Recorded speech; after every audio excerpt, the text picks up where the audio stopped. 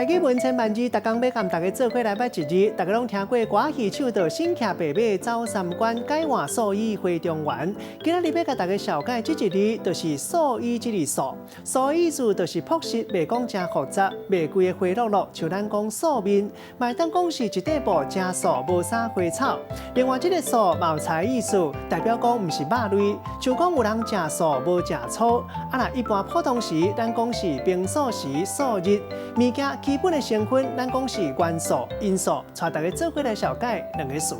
头一个咱做伙来看到，读做素面是咧讲纸或者是布，无啥花草，无啥图，看起来清清。第二个词读做味素粉，一般咱逐日俗音听到人读味素粉，就是人咧讲的味素，就是人工制作的鸭味料。咱用一句话来举例，甲这两个词甲做伙。